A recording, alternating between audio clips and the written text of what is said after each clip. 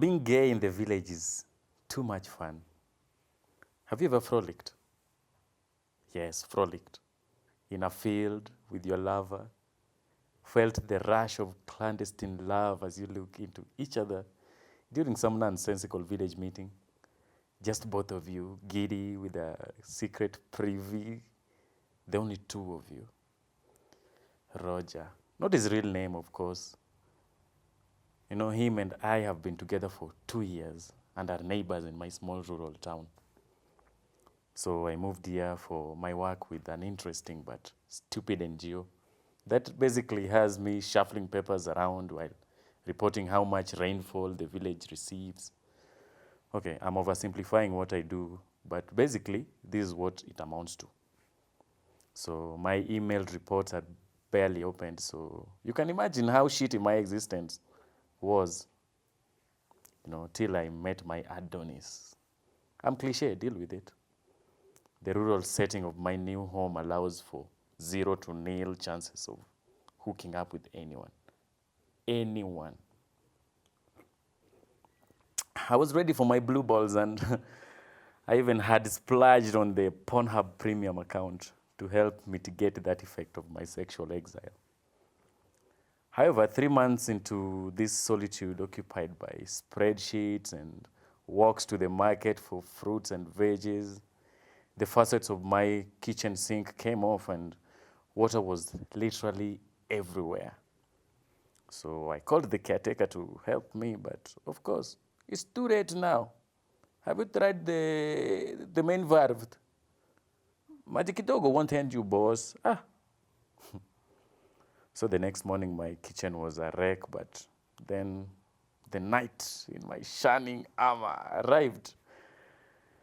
Before you get carried away, no, this isn't the story where a gay man opens the door to the plumber and it ends up in bed with him. No. This is the story of how I met Roger, the boda rider who dropped off the plumber. Just the memory of him in my driveway striding that bike while I hammered out the details of the water issues to the plumber. I was flustered, hot, and bothered. I think he knew that every time he arrived, that bike, a little bit of my heart jumped and my hormones went haywire. Because I'm a slick city slicker, I got his number so I could use him for my errands. And suddenly my life was filled with border trips to everywhere. Electricity units, pay via M-Pesa. No, border trips to the shops, walk to the market, me, I see. Border for what? It was only 15 minutes stroll. I'm not sure how we both communicated, how we felt for each other, but one day he asked me if I wanted to see a secret little picnic place that was some ways into the forest. Like I would have refused another chance to sit behind him as we rambled over bumpy roads on his bike.